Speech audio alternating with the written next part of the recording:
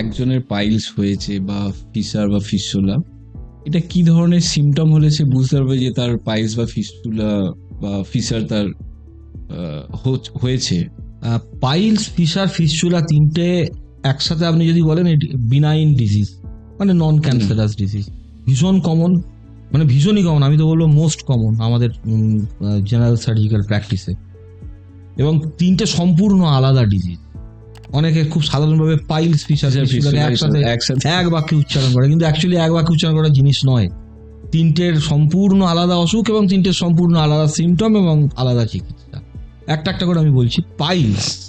Piles মূলত present করে হচ্ছে ব্লিডিং নিয়ে। ওকে, ব্লিডিং পার রেকটাম, অর্থাৎ পায়খানার সাথে রক্তপাত।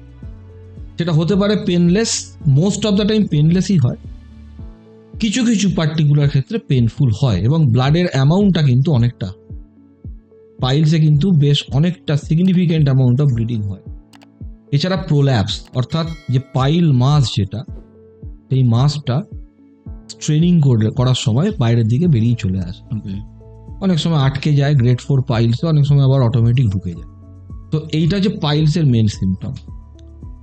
পাইলস মানে হচ্ছে actually engorged veins which is normally present in everyone in the rectum. যখন ওটা engorged হয়ে যখন ডায়ালেট করে যায়, তখন ওটা ফেটে গিয়ে ওর থেকে রক্তপাত এবং ওই পোর্শনটা নিচে নেমে এলে ওর থেকে প্রোল্যাপস হয়। তো এটা হচ্ছে পাইল। এবার আসি ফিসারে। ফিসার মানে হচ্ছে এক কথায় বলতে গেলে একটা আলসার, একটা ক্র্যাক। কোথায় না, আমাদের একদম যে মোস্ট পেন সেন্সিটিভ যে অ্যানাল স্কিন, যাকে আমরা ডাক্তারিতে অ্যানোডার্ম বলি, সেখানে একটা ক্র্যাক বা ফাটল বা একটা লিনিয়ার আলসার উৎপন্ন হয়, এটাকে বলা হয় ফিসার। সুতরাং আপনি বুঝতেই পারছেন, একটা অত্যন্ত রিচলি ইনারভেটেড একটা স্কিনে যদি একটা ফাটল বা আলসার উৎপন্ন হয় এবং রেগুলার সেখান দিয়ে পটি বা স্টুল পাস করার সময় তার সঙ্গে ফ্রিকশনাল ফোর্স কাজ করে, তাহলে অটোমেটিক এটা একটা প্রচন্ড পেনফুল কন্ডিশনে পরিণত হয়। সুতরাং ফিসারের ক্ষেত্রে পেন থাকাটা কিন্তু মোস্ট ইম্পর্টেন্ট ক্যারেক্টার। আচ্ছা, পাইলসের ক্ষেত্রে most of the time pain থাকে, পেনলেস ব্লিডিং, কিন্তু ফিসারে পেন থাকবে, এবং পেন জেনারেলি পেশেন্টদের হয় during defecation, okay, and few hours after the defecation it continues. এবং ফিসারেও ব্লিডিং হয়, কিন্তু সেই ব্লিডিংটার অ্যামাউন্টটা কিন্তু অনেক কম, এবং ক্লাসিক্যাল যে পেশেন্টরা বলে যে streak of blood on the stool or on the toilet paper, অর্থাৎ ওয়েস্টার্ন কান্ট্রিজ যারা টয়লেট পেপার ইউজ করে, তারা স্টুল পাস করার পরে টয়লেট পেপার ইউজ করার পরে সেখানে একটা স্ট্রিক অফ ব্লাড, মানে it's not a significant bleeding. Mostly পেশেন্টের সিমটম হবে পেন। আর ফিস্চুলা একটা ইনফেকশন, অ্যাকচুয়ালি একটা peri anal infection, generally cryptoglandular anal glands থেকে তৈরি হয়, এবং এই ইনফেকশন থেকে ওখানে কিছুটা পাস বা পুঁজ উৎপন্ন হয়। অনেক সময় সেটা পেরিয়ানাল অ্যাবসেস হিসেবে প্রেজেন্ট করে, যেটা একটা পেনফুল কন্ডিশন। অবশ্যই একটা অ্যাবসেস মানেই পেনফুল। ড্রেন করার পরে গ্র্যাজুয়ালি হিল আপ হয়ে একটা ফিস্টুলাস, রেমনেন্ট ফিস্টুলাস ট্র্যাক্ট অনেক সময় পড়ে থাকে, যার একটা এক্সটার্নাল ওপেনিং থাকবে, অর্থাৎ একটা মুখ থাকবে, যেটা আপনার অ্যানাল রিজিয়ানে থাকবে, এবং সেই মুখ থেকে ইন্টারমিটেন্টলি ডিসচার্জ হতে থাকে। সেই ডিসচার্জটা কখনো সেরাস হতে পারে, মানে জলের মতো, আবার একটু ইনফেকশন হলে সেখানে একটু পুরুলেন্ট বা একটু ব্লাড স্টেনও হতে পারে। সুতরাং এই পাইলস, ফিসার আর ফিস্চুলা তিনটে সম্পূর্ণ আলাদা অসুখ।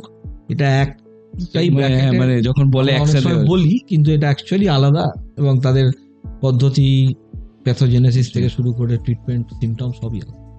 আচ্ছা, এই ধরনের রোগ হলে দেখেছি লোক অ্যাভয়েড করে, বলতে চায় না বা ডাক্তারের কাছে যেতে চায় না, মানে এটা আমি দেখি খুব কমন, এটা বেশ কমন। এবং এই যে ধরুন আমার পাইলস হয়েছে, আমি বলছি না বা ডাক্তারের কাছে যাচ্ছি না, আমি একটা আজকাল ঠিক আছে লজ্জা লাগছে, তো এটা তো একটা মারাত্মক ক্ষতি হতে পারে ভবিষ্যতে। ডেফিনেটলি বেশ কিছু পেশেন্টদের এই শেকিনেসটা থাকে, এবং এটা একটা স্টিগমা হিসেবে তারা ভাবে যে, বা বলতে পারে না চট করে তার ফ্যামিলি মেম্বার্স কাউকে, লজ্জা পায়। কিন্তু মেন প্রবলেম হচ্ছে যে এইভাবে চেপে অনেক দিন ধরে চলতে এক তো তার লাইফস্টাইল, বা অনেক সময় ভাবে হয়তো এমনি ঠিক হয়ে যাবে, এটাও আছে, সেটাও ভাবে অনেকে বিভিন্ন রকম আনসাইন্টিফিক পদ্ধতি, ওভার দ্য কাউন্টার ড্রাগস ইত্যাদি ইউজ করে, অল্টারনেটিভ পদ্ধতি। কিন্তু এটা ওই অসুখ চেপে রাখলে, অশান্তি চেপে রাখলে যেমন অশান্তি ক্রমশ বাড়তে থাকে, সেরকম অসুখও তাই ক্রমশ বাড়তে থাকে এবং একটা সময় গিয়ে এটা বেশ কমপ্লিকেশান ক্রিয়েট করে, যখন আলটিমেটলি তাকে আমাদের কাছে আসতে হয় আর কি। সুতরাং আমার সবাইকেই আমি যতবার এই নিয়ে কথাবার্তা বলেছি, আমি সবসময় একটা কথা বলি যে এটাকে দয়া করে আপনারা কেউ স্টিগমা বা লজ্জাজনক কিছু বলে মনে করবেন না। একটা শরীরের আর 5টা রোগের মতো এটাও একটা রোগ, এবং যথাযথ চিকিৎসা এবং তাতে 100% কিওর রেট। সুতরাং আপনার এরকম কোনো সিমটম হলে অবশ্যই আপনি ডাক্তারবাবুর সাথে পরামর্শ করুন।